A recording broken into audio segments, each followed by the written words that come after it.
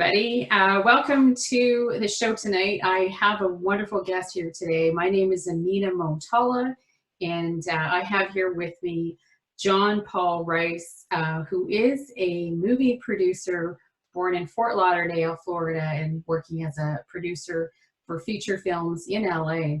He's done several feature films, and today specifically we're going to talk more about child abuse. And since it is the Child Abuse Prevention Month, we felt it very important to have a talk on this specific topic. So welcome. Nice to see you, John. How are you doing? Hey, Amina, it's good to see you. Thanks so much for having me on. You're quite welcome. It's a pleasure. So please, I would love to get into, first of all, who you are, introduce yourself, and tell us a little bit about yourself. Sure. Yeah. So just to kind of give an overview of my background, I've lived in LA for 20 years. I started my film career with Remember the Titans in 1999, where I got cast as a Titan football player and had a small role. Well, there's no small parts in showbiz, but it was my first film. It was a 2-month experience, just overwhelming how incredible that was. And it sparked my departure from Atlanta to go all the way out to LA with $500 and a credit card and a floor to sleep on to pursue that dream. Wow. Yeah. And I ended up finding a job at Senator International, which later became Mandate Pictures. And they were this little tiny company in Beverly Hills, about 7 people. I was just answering phones and reading scripts and giving coverage, which is basically just like an analysis of the story, and presenting those to the creative team every week with a group of us. That company ended up blowing up over the course of 4 years. They did Juno, The Grudge, Harold and Kumar, Stranger Than Fiction. Right.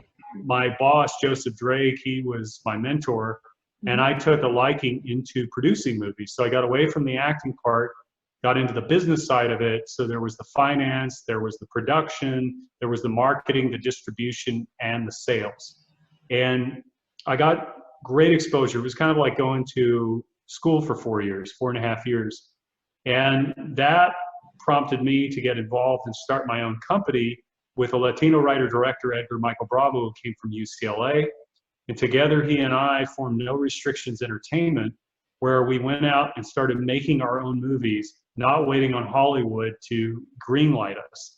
So we would raise the money independently, each one of them. We ended up doing 6 of these movies over the course of 10 years, which is, you know, I'm not trying to pat myself on the back, but a lot of filmmakers only do 1 or 2, and then they quit. But we stuck it out. We went through some hardships, and we ended up telling stories that were really personal. They were stories that were based on real life people that we had either met or stories that we had read, and we combined them together to make them 1 Hour Fantasy Girl, Memories of a Lost Love, Nice Quiet Life, Mark's Secret to Eternal Life, and we did another one called The Black Stone in Memory, and our last one was A Child's Voice. And all of these movies dealt with real life issues that were combined with a narrative. So instead of a documentary, you're watching a movie in the arena of prostitution in 1 Hour Fantasy Girl, which is a story about a young girl who's struggling to survive in this world where she wants to get out, and yet has to find her own inner strength to try to find the best in whatever she can do in order to pull herself up. And it was these stories that even to this day, I mean, I see our sales 10 years later from that movie is still one of our #1 selling films worldwide on multiple platforms and in over 75 countries. And what we did was we did internet direct to consumer marketing. I mean, at a very crude level, but today, because of podcasts and talk shows, we can get out there and we can get our message out to fans or people who discover our movies. They can watch them for free on Prime and whatnot. But ultimately what happens is we have more of an organic growth of our films and people who continue to share our movies all over the world. And so that journey to make those 6 films, for which Hollywood, not because of the budget or even the stars, but the subject matter in each one of these movies is not what you typically see in a Hollywood production, whether it be cable TV or feature film. And so what I did was, meanwhile working in the finance world in a bank for 14 years, got to learn about a lot of the finances of the ultra wealthy. I worked in mortgage, residential lending, and wealth management. And I got to see how money is actually exchanged, created, how credit is used. It was quite an education in addition to the film market that I had come from. And then I came into basically now where I'm doing film projects and miniseries and working with new creative talents to incorporate into our company, where we go to the next level and we do a scalable business, and we work with investors who understand this 21st century concept of finance. So it's been an evolution, and it's taught me a lot, not only about business and film, but it's taught me a lot about people and myself. Mm-hmm. And what I wanted to talk with you about, like kind of the whole impetus of this call or this conversation, is from a child's voice, which dealt with human trafficking of children, for which I went and stumbled across after the election of Donald Trump in 2017. Mm-hmm. Took me down a rabbit hole that, there were sleepless nights when confronted with the realities and the testimonies and the court documents, and then the contemplation of what that could potentially mean. And it's all relevant to the time that we're living in, not just the aspect of human trafficking, which is it's a symptom of a greater problem, but it also stems from child abuse, because that's essentially where all of this hell comes from. Mm-hmm. And so my journey into film, when I was younger, I thought I was going to be a superstar and, quote, make it in the industry. I ended up coming through on the other side of that and realizing that I had made a departure from the industry that really was not about art and creativity, but it had more to do with certain agendas and programs that they wanted everyone to have as a distraction away from the realities of what was really going on.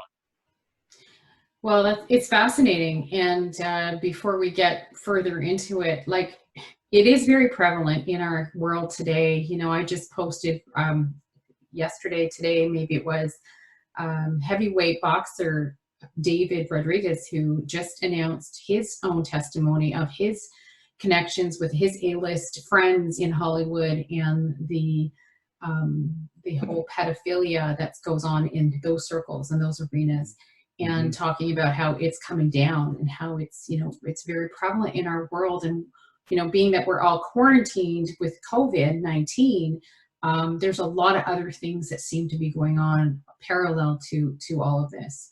And I find it most interesting times that we're living. And this is, definitely one of the reasons why I really wanted to have this conversation with you. But yeah, please let us, if you want to talk a little bit more about, and what motivated you, what has brought you to dedicate your life, really, a big part of your life, creating these feature films and on this topic. Yeah, I do want to address the Hollywood issue. I'll kind of, talk about it in context of the pursuit of these movies. So the first one I did was well received by the industry, 1 Hour Fantasy Girl. And we got tons of critical acclaim from critics. I mean, not at the top level, but pretty damn good online and some blogs, and a lot of publication, a lot of impressions.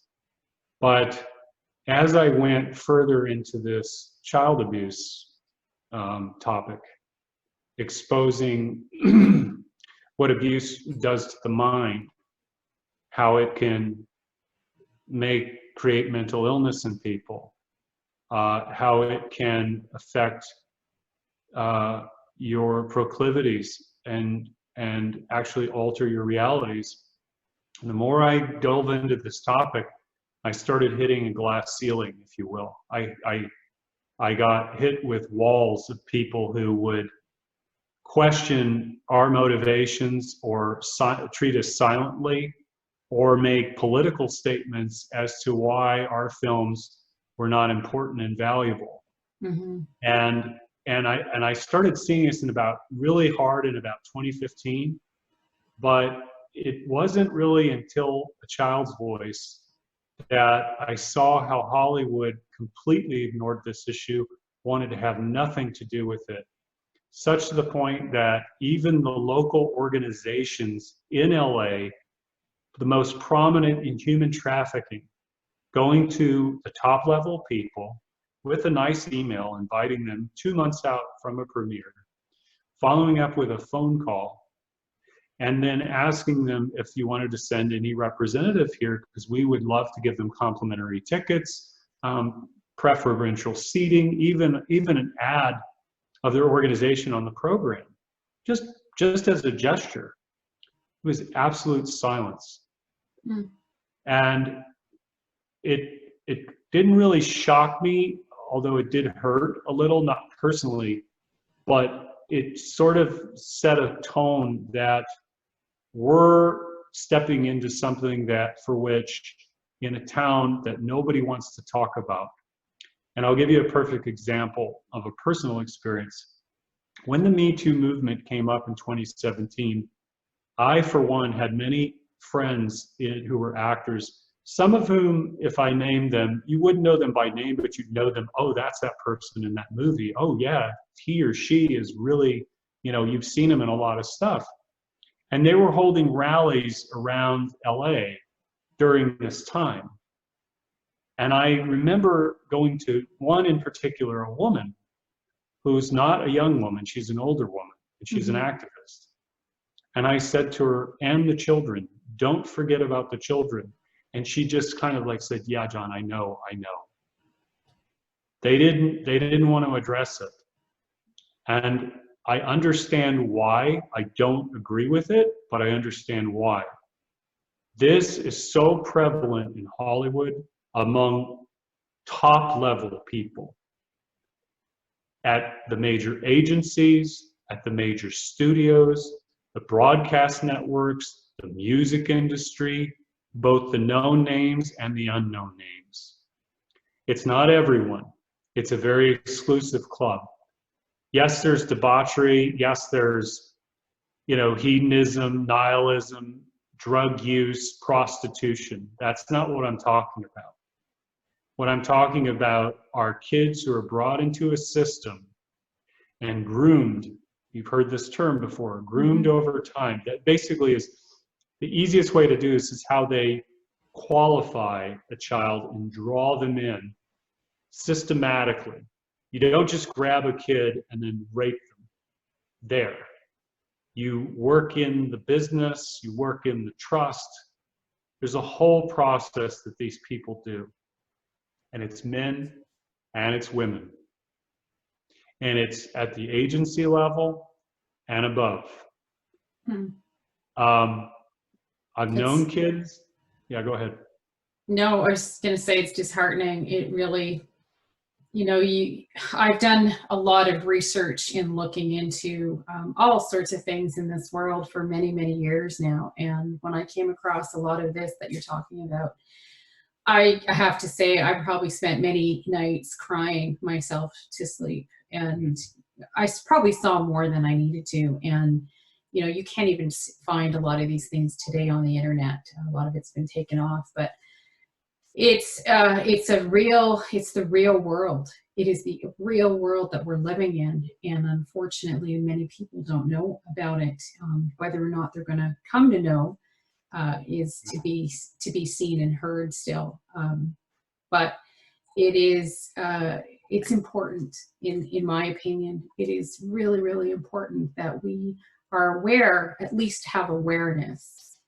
More apart, yes, the awareness is important, but the knowledge to know that the people that, what this time is right now is, you can call it an awakening, you can call it a rise in consciousness, an ascension of consciousness. It's not just about human trafficking, it's actually being expressed everywhere that you can't see. But collectively and organically, it's unfolding, and it's going to continue.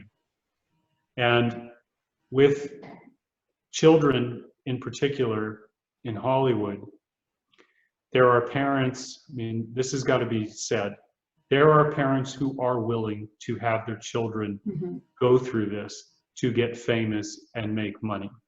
I'm aware, yeah. There are also parents who don't know this is being done to their kids because it's so sophisticated in what they do. They earn the trust of they know that they have to earn the trust of the parent in order to be able to earn the trust of the child. And they know how to insert themselves into that relationship. They've been doing this for a very long time. The part for which I want your audience to understand is these are the people outside of the virtue signaling crowd, which is, you know, obvious at this point. These are also the people that are writing the scripts, approving the scripts, mostly approving, but working on projects while doing this to children.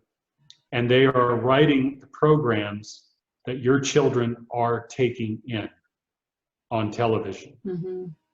Cartoons also are used. Netflix has been hit by many people and groups of people who have gotten shows tried to be pulled. They have a transgender agenda, and I'm not coming down on anybody who's trans. I'm talking about a transgender agenda for which anybody who wants to look into it, go to CoreyDiggs.com. She has a 4-part series on that agenda laid out with facts and a timeline that spans over 40 years. And it is solid, bulletproof. These people have an agenda that they want to push. It's not enough. I'm not coming down on anybody. I just want to make this very clear. I have friends that are gay. My friends that are gay in LA see what they're doing and they are horrified and they want to speak out on it, and they are sickened to their core to see the promotion of a kid like Desmond go on Good Morning America. Good Morning America, a child who's 11 years old before puberty. The video's out there. And you ask yourself, why is there an 11-year-old child dressed up like a prostitute, crawling and parading around in a sexual manner, and people are cheering this on? Yeah. That's the same kid whose mother allowed him to go with Michael O'Mog, party monster from New York, who is accused, rightfully so, of not only killing somebody, but being on the drug scene and talking about drugs with this kid on a live stream that is still available on YouTube. These are the figures that they use of all the choices they have to promote equality, tolerance, diversity. They're using a mother's child who allows her son to be with someone who is actively using drugs and is taught and has had a history of killing someone. This is your Hollywood media today who messages to you what you should think about politics or social issues. These are the people who are bringing you billion-dollar industries to your television set because they understand the power of the mind, your subconscious mind. They know how to program it. Even when you don't even think you're being programmed, they're doing it. That's why they call it family programming. Yeah. So now it's like also Madonna. She's joined with Bill Gates in WHO, right? Yes. The World Health Organization. So that's where it gets into another layer, though, and that's the satanic layer. That's the part that no one can believe, and it's all there. If you watch any one of Madonna's videos, the one she did last year when she came out with a new song in May, that's a whole satanic ritual. You go and look at CERN when they were opening that up. They had a whole satanic ritual, a whole occult ritual there. The symbolic. Let me just back up for your audience. I didn't come into this knowing any of it. And in fact, when I first saw it 3 or 4 years ago and people talking about it, they were so passionate about it. I was like, dude, you're looking for it. Right. You're looking. you're looking for it and you're like trying to pull me like, look here, look at what they're doing. It's like, okay, yeah. When you step back for a second and you look at the trajectory of major stars, Britney Spears, Miley Cyrus, they always start with a clean girl image. And then what happens? Katy Perry. Yeah. It just ascends into the satanic imagery that. But by that point, they've sold their souls, right? Here's a short story. My sister-in-law, her nephew is one of the a great basketball player. He did his university in the States. They live in Canada, and he went to the States to do his college education, and he was a great player. So he was so good that he was offered, to play pro. And one gentleman came up beside him in a suit with a contract and said to him, sign this and I'll make you a very wealthy man. All you have to do is sell your soul to me. And he said, excuse me? And he looked at him because he was raised in a really great home. And he's raised in a very Christian home with those, morals and ethics. And anyway, so he said, did you just say you want me to sell my soul to you? And he said, yeah, I'll make you a very wealthy man. And he got up and walked away. Thank God he got up and walked away. Yeah. This is the part where we were talking about child abuse. I can't speak for every actor out there, and I'm certainly not going to, but I can tell you this. Artists are sensitive people. They come from backgrounds that they want to create. They want to they want to be able to express themselves through their art, what they're feeling inside. They're not doctors, they're not accountants, they're not lawyers. It doesn't make them any less. But what it means is that most of this creation and the portrayal of self through other in a fictionalized way, in a narrative way, to create, to feel, to express, comes from a place of trauma. So what you have is an industry that is bringing in people who are artists, who have preconditioned traumatic experiences in childhood. Doesn't make them a bad person. It makes them a highly manipulatable individual. Mm-hmm. And I will give you a direct point of view from this on the words of Jeffrey Epstein and Ghislaine Maxwell.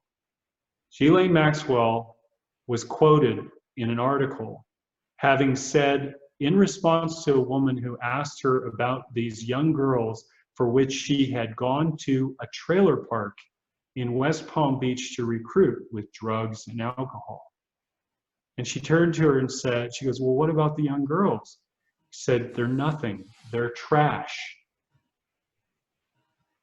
This is how they view human beings. Mm-hmm. If you go on Jeffrey Epstein's foundation, edge.org, for which you can find today, to this day, Bill Gates' bio on that as a contributor under people, there are articles on there, one of which came from an author who's fairly famous, New York Times bestseller, who made a declarative statement in one of his research articles out of the blue. Indeed, human beings are, at our youngest ages, when we're born, the most useless creatures in all of the animal kingdom. Wow. And he didn't qualify that statement until the very end, where he reiterated a consequence of the fact that we need to integrate with technology to become more enmeshed and merged with machinery. Mm-hmm. But that the problem with that premise of what he was arguing for was the fact that we're going to have to wait longer times and have more people being useless because we're going to have to wait for them to become adults. Wow. This is how they view children. Children are at the satanic level, and I want to stress this. Mm-hmm. Pedophile level is one thing. The satanic level is another. Mm-hmm. They know what you are. Right.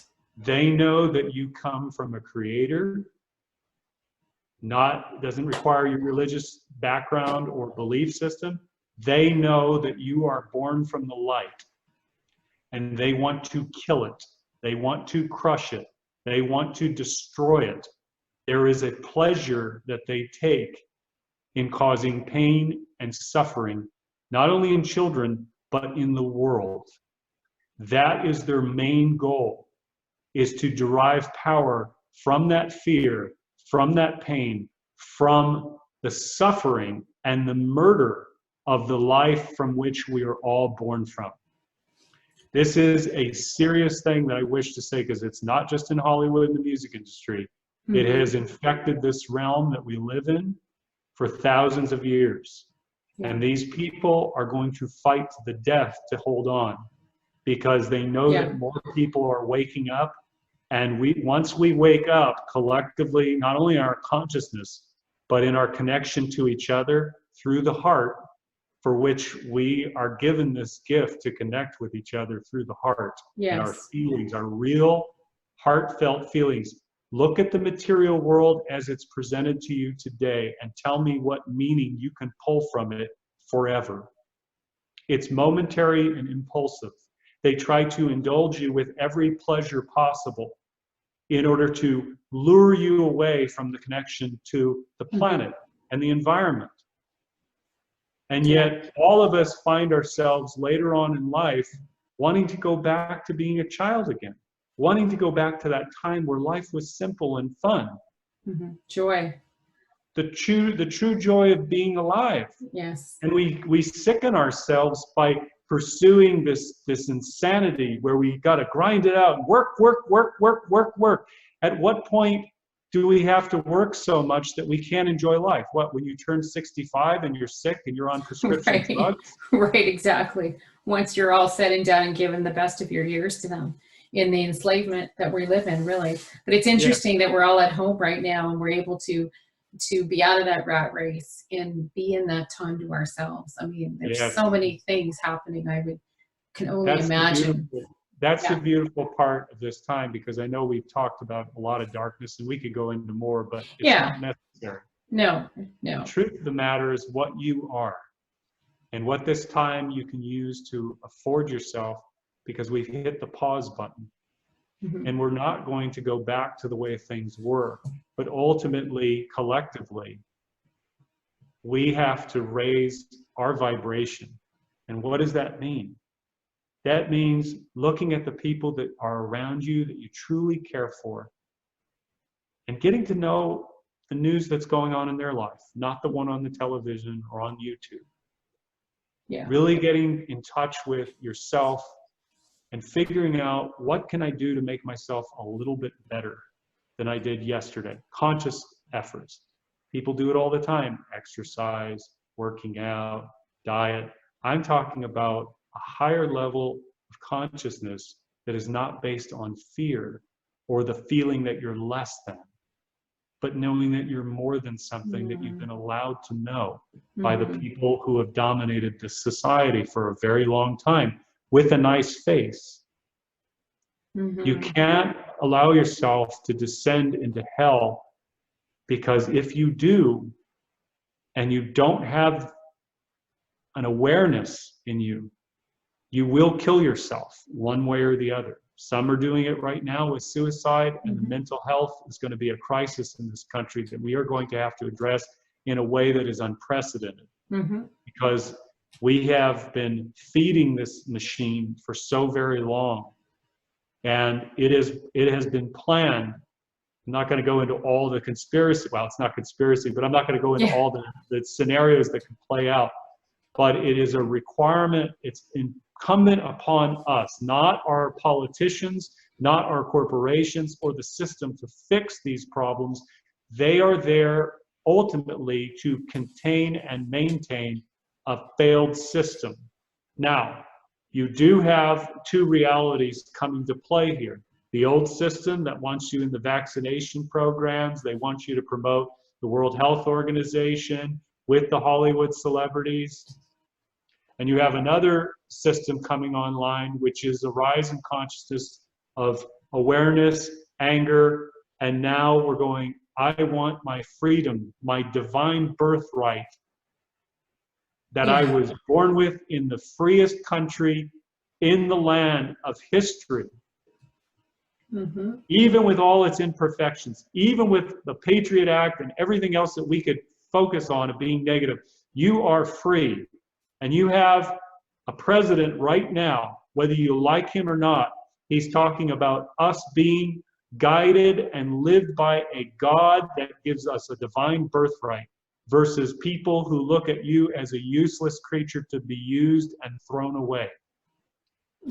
That's the choice we're faced with right now. So true. I agree with that. As a Canadian, I mean, I see it clearly that way as well. We really are faced with some choices, and they're going to be coming forth even more in the near future for all of us. Yeah. I see that.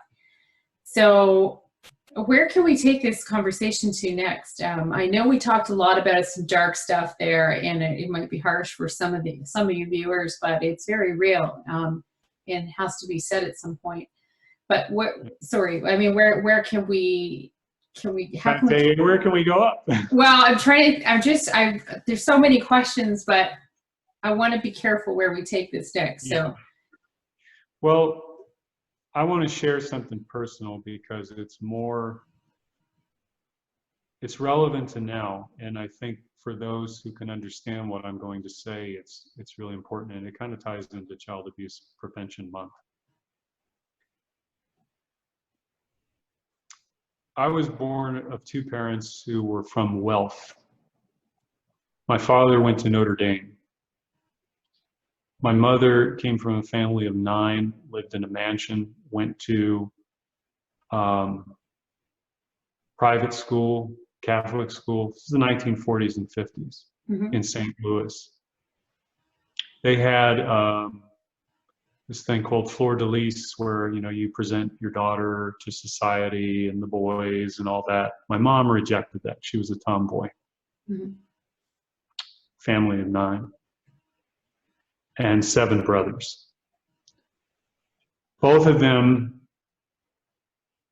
were heavily abused as children. Back then, as most of us probably know, if we've had more private conversations with our parents or even our grandparents for what they open up to, they can tell you that the kinds of access to therapies and knowledge and information was very limited back then. You had to keep your mouth shut. And I started learning through this work that I was doing in film. I was unaware of the fact that I was going deep into my own childhood. Now, I had been aware of this for many years because as a child, I tried to kill myself at 7. I was in a mental hospital for 3 months. I mean, when you're a child, you don't think of things like this. You don't conceive of it this way, and because you don't know why that you feel this way. I met young girls, 12 years old, who were prostitutes. 12 years old, 12 and 13. And I ended up going to LA to get away from all of this, to start a new life. And the journey to confront the terror within was a process. It started with Alice Miller and the drama of the gifted child. Her other books, Free from Lies, The Body Never Lies, For Your Own Good, awoke in me to this other part, for which led me back from parents of alcoholics, being sexually abused, confronting my father and the fact that I wanted to kill him. And this is where it can get very scary for people. That came up in a book where I read a passage in one of Miller's books, and I had this image that I was both terrified of and yet I said, it's telling me something. I have to pursue it. And stumble forward as I did in pieces, I worked to conquer my fear, to release it, to acknowledge it for what it truly was. Not deny it, but actually begin to face it.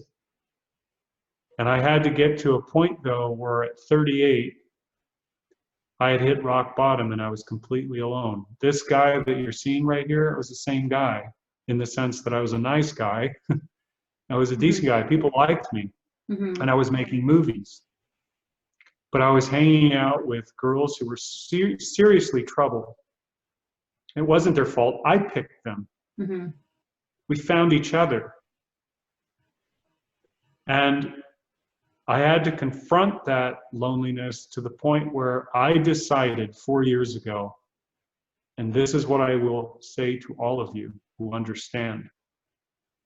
You must decide for yourself when you've had enough.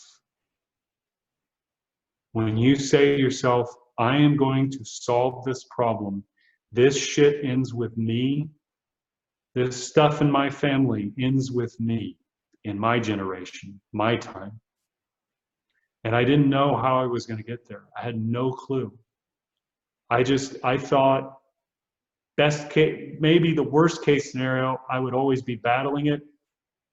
And I would just make sure that it never continued on in my child.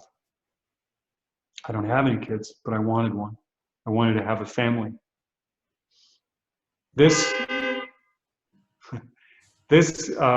Confronting this issue, though, what it did for me was it brought me to my 40th birthday, where I went away for 4 days into the woods, and I read a book called Matrix Reimprinting by Carl Dawson. It was a technique of tapping through Chinese meridian points that takes your memory, for which you have an emotional connection to, and using a hypnotherapy of tapping, you begin to speak it, and you're guided through it in a very gentle way. And what came out was, I guess I could say, it's like taking like a snow globe that you have sort of settled everything on, and turning it upside down, and it reconstituted. It broke it up. It broke the connection from the emotional part to the trauma of 35, 40 years ago. And it wasn't just intellectual, it was emotional. And I began to be freer with each day. And then new walls started to fall. I touched that pain, that deep pain, which is, a lot of people, they experience it, and it scares the holy shit out of them. And I know why. But your courage is the result of the love that you have for yourself. And here's the truth. Whatever you went through as a child, you survived at the most vulnerable and defenseless part of your life, and it can't kill you again. It can't. It didn't kill you then. It won't kill you now. And I touched that fear again, and I expressed myself in a way that I can only describe as shrinking down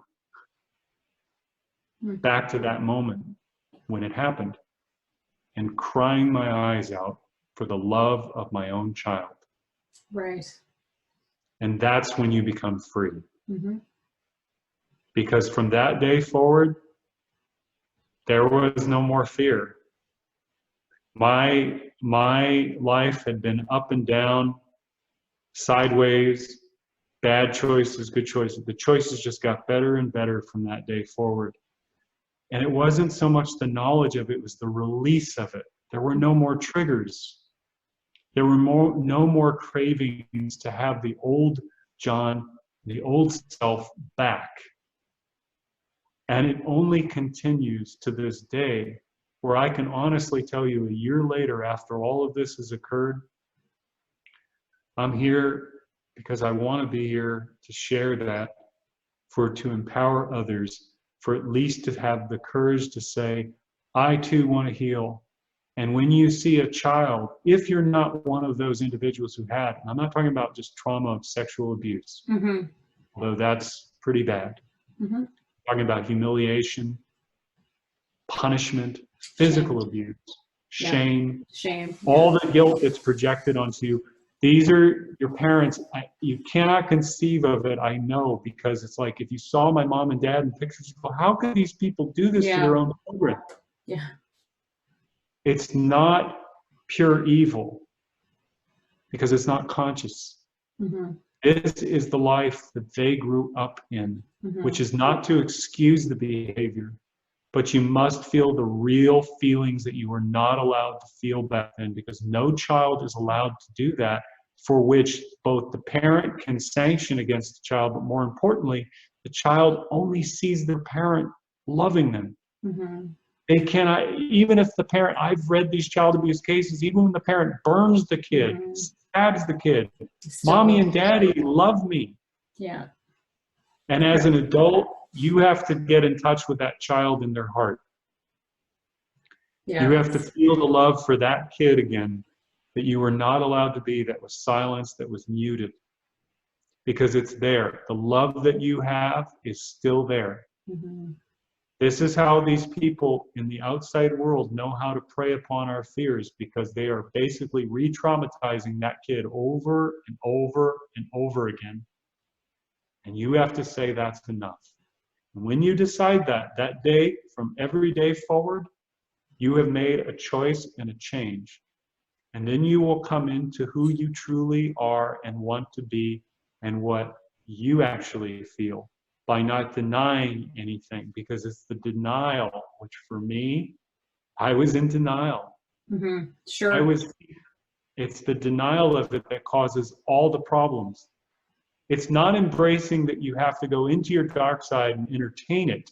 It's to see it for what it is, see it and feel it for what it is, and then it's done. And it's in steps and stages that you grow as you get older. Then you know who you truly are inside, and it comes forward in you, because you're not having to hold anything back or think that, oh, nobody's going to love me. You be that love. You don't have to want for it anymore outside for someone else to come in and love you. You give it because you are it, and you will attract it towards you. And it is a process, but it is one I can promise you is everything worth undertaking. It's worth it. Yeah. I've done a lot of my own work in my along my journey, and I've had to deal with some heavy duty things as well. But one thing I've ever, I tell people, anyone who asks or wants to know, I say it's well worth the work. It is every bit of worth the work, because the sun does shine on the other side, and it's beautiful. So it's anything is possible if you want it. It absolutely is. As much as you think in that moment it's not, it really is. So but and I wonder too, like with all this going on in the world, you hear a lot about the underground world and the tunnels and all these things that have been constructed for the pedophilia rings and all the arenas, the political arena, the Hollywood arena, all the sports arena, the music arena, where it's all built around. But the underground world, literally underground. And, I'm hearing, I'm who knows? I'm sure we're yet to hear what is to make of all of this. I have a feeling, that's going to come to light.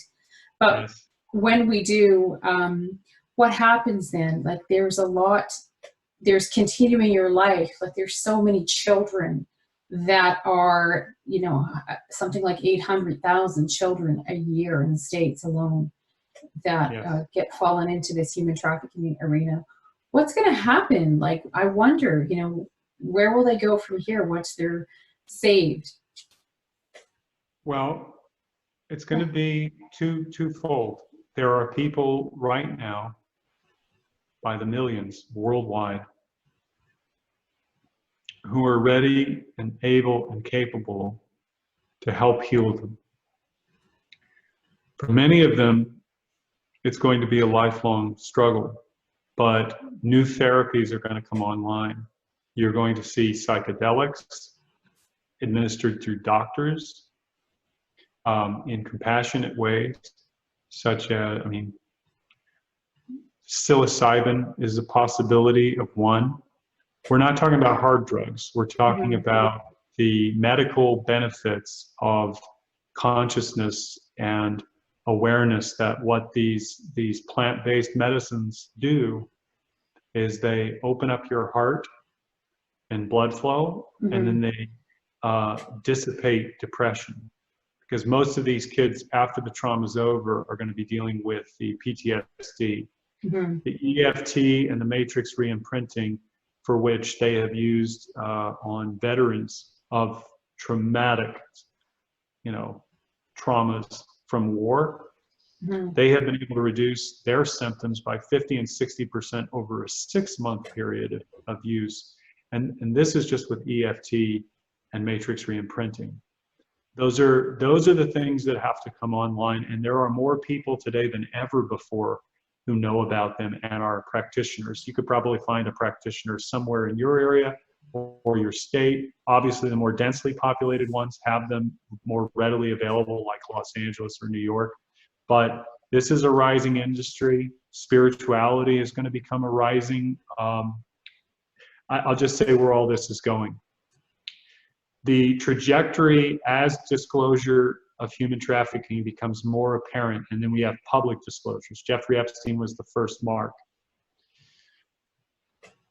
What is going to happen is that many people, because of COVID-19 and let's just say in the distribution of everyone's opinions, there's a lot of fear out there because of mortality. Mortality of your children, your elders. It's going to bring people together. It's also going to have another effect on those who are more fear-laden and violent. But the majority of people are going to coalesce together. And so what you're going to see is this awareness that human trafficking was a very real scourge on the earth. We may not have all of the disclosure that you and I probably know about, for the reasons that it's so horrifying. And I've said this to people in the truth community, you know all about this, but you're talking about tens of millions of parents out there who have no concept or relation to any of this. And they're going to be hearing about this, and they're going to be looking at their children, and they're going to be horrified. Some may not even be able to go to work that day. Some people, so it's you can't rip off a scab, right? You've got to gently pull it off and see.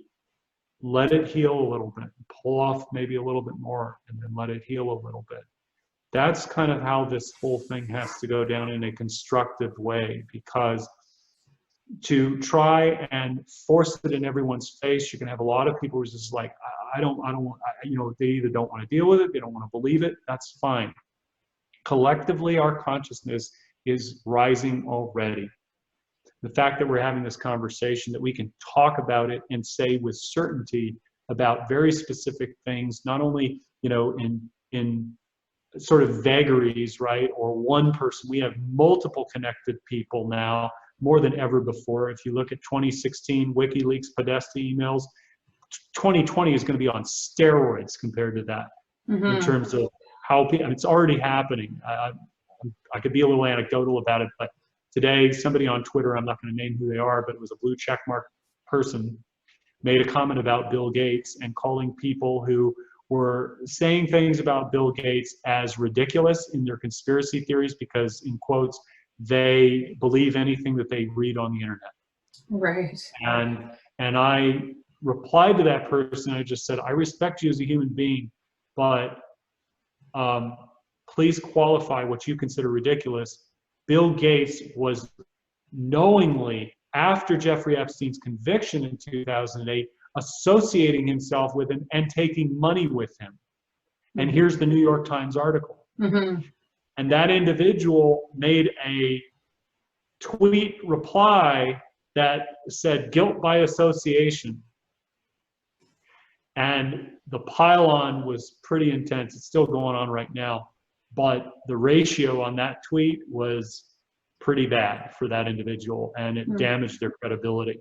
Now, that's not a win. That's just a symptom of something, of a rising consciousness where we're not giving a pass to that shit anymore. That's the first thing. We're laying down a new foundation. The next steps, what you're talking about, what can we do? We're essentially doing it, which is the consciousness, and then that becomes our laws. We need a new system that protects children before birth all the way up to age 18, because right now, you don't become property until you become property early on with Social Security number that they track you through, but not until you're 18 when you're legal and you're a taxpayer. That's when they care about you in this current environment. So our consciousness is going to then reflect in the laws, and it's going to start to reverse the flow of this horrific crap, especially among child protective services, which is basically gang stalking parents and picking off the most vulnerable and taking their children away from them when they have no power. They don't have any court system. They don't have any lawyers that they can afford. And these are parents, flawed as some of them are, they do love and care for their children, and they don't know where their children are. And there is a direct correlation to human trafficking in that system because they get lost in the system. So we're going to have to deal with a lot, but the people that are already prepared for this, you and I and many others, just even talking about it right now are helping. The next phase, though, is what we do with our own children and our own families, because we can never return to this time ever again. Even if you get rid of all the bad actors and you arrest them or you disempower them and replace them with good people in all of our institutions, we still have to deal with the human element of this. This is our nightmare. This is not the nightmare of Hollywood, the nightmare of our politicians. No, I know. This is our nightmare in front of us. It starts in our homes. That's how these traffickers have preyed on all these kids. What creates a pedophile? I'll tell you. Pedophiles versus people who are just sexually abused. It's not an equal distribution. Pedophiles have been abused such to the point that in their childhood, they had no access to any adult who loved and cared for them. That's why they identify with the child through their own trauma, because adults are not safe to them. And it's not to give them a pass, but you've got to understand that's where it comes from. All of this shit comes from child abuse. It's a child abuse system that sows this crap into your mind because you're weakened, and then they reap that back by creating contention.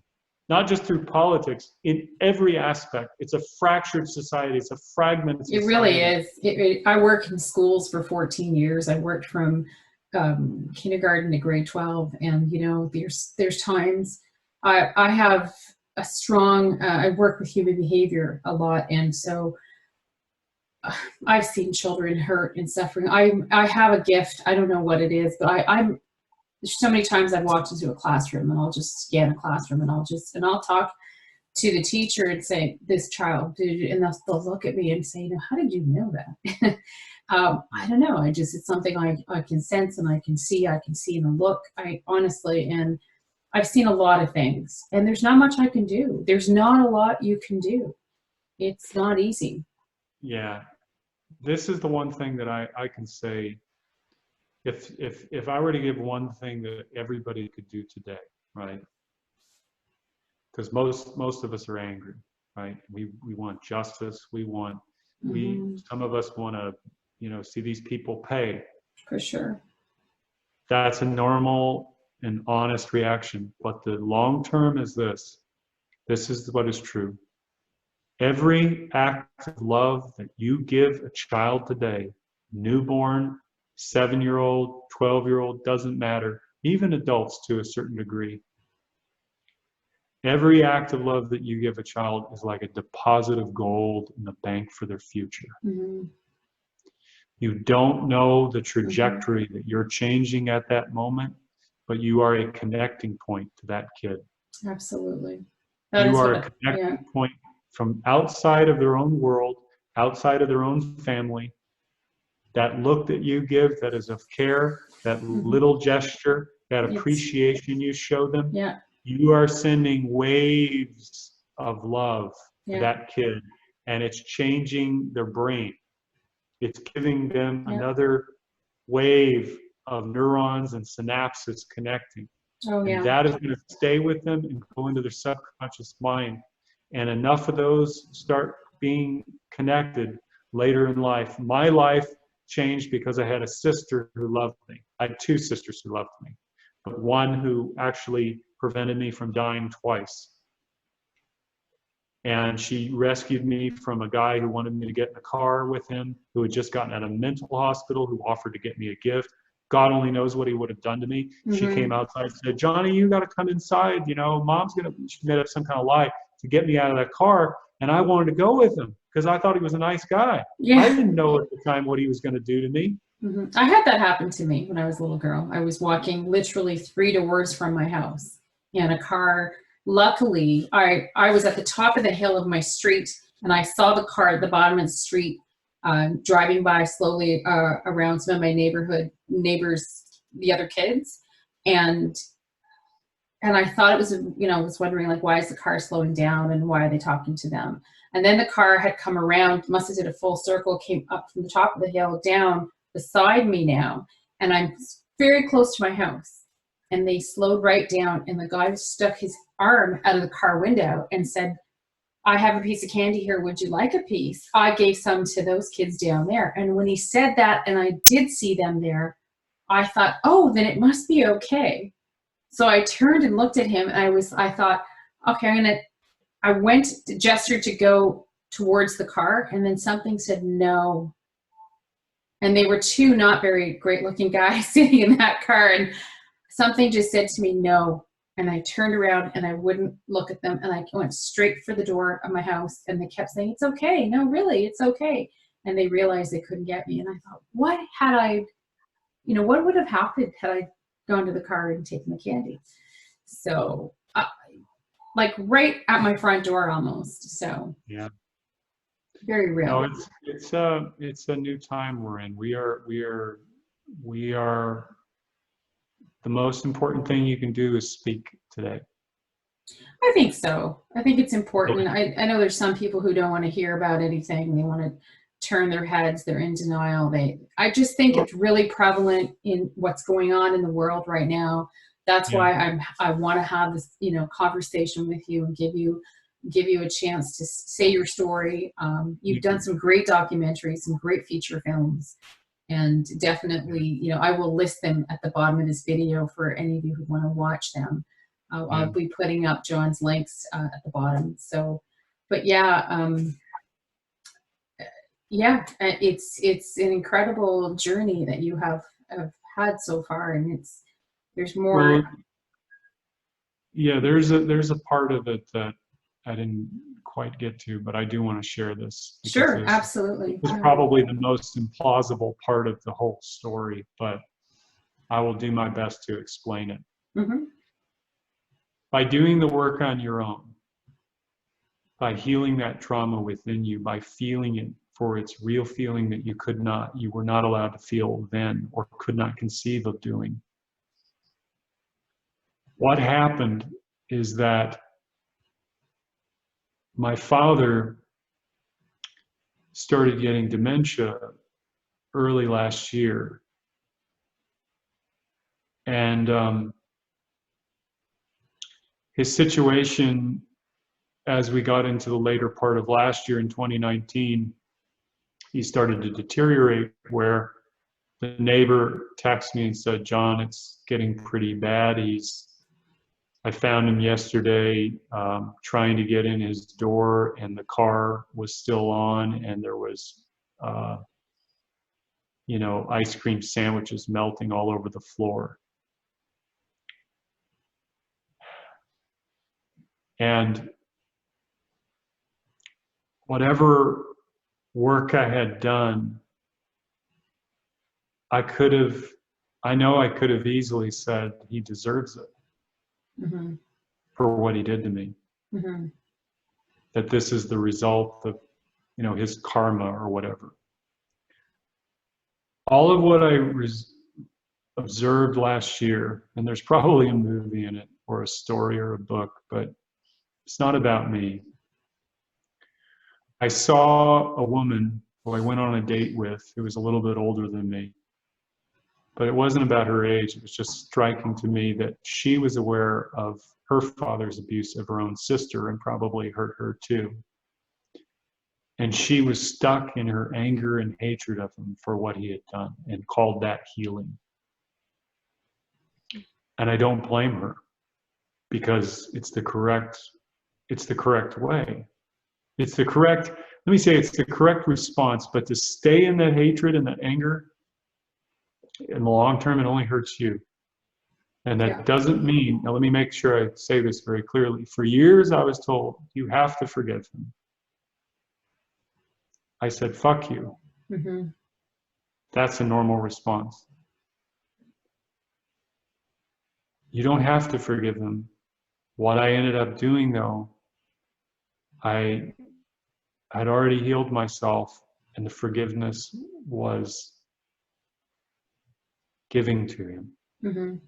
My friend told me when I told him what was going on around December, he said, go see your father. That might be the last time you see him alive.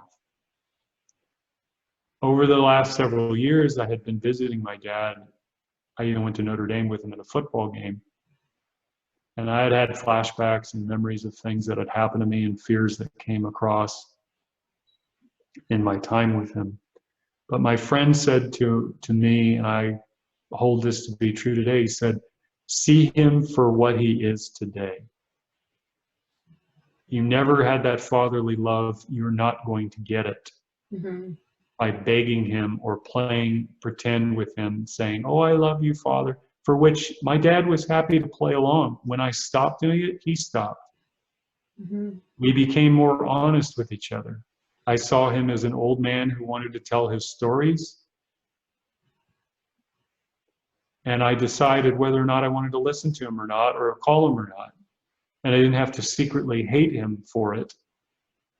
But if I did hate him for it, I would deal with that hatred as opposed to masking it and doing because I was supposed to be healed or supposed to be. It's how I felt. In other words, this is the true way, is to allow yourself to feel it as it comes and decide what you wish to do as you're being aware of what you're doing and why you're doing it.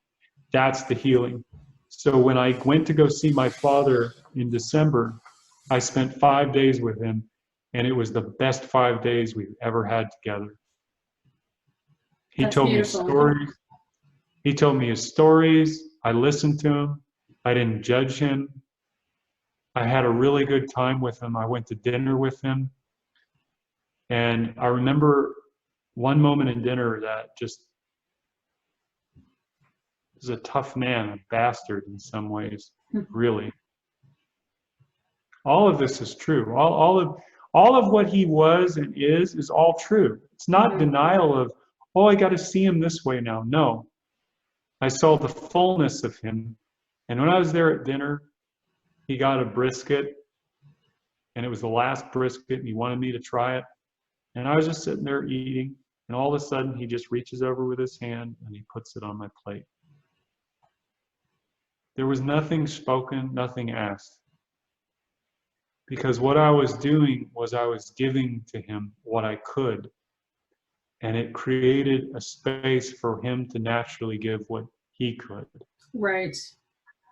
And then when I left, there was a lot that happened. I knew that that was the last time I was going to see him that way, probably. And I wept when I was in the car for a number of reasons. But the day after that, he started going downhill. A week later, he was in the hospital. A week after that, he was in hospice. He had lost 80 pounds of weight over 2 months. He had had cancer in 4 parts of his body that had metastasized. And I was with him in the last 3 days with my sister by his bedside, 8 to 10 hours a day. And the sequence of events that went down that day led me to sitting in front of him while he was in a coma in his 3rd day. He didn't respond. His eyes were closed. They were watered and red. And he was just breathing out of his mouth and his stomach. And the end was near. And I said a prayer for him. I said an Our Father quietly to myself. And I said, Dad, if you want to go, go, in my Right. heart. I looked down at a video that my friend had posted about her father from 5 years ago who had died. And he was surprising them at the airport. And it was a beautiful video where he got out and the mom's there and the daughter's there and there's real love going on and they hug each other and embrace, and then it ends.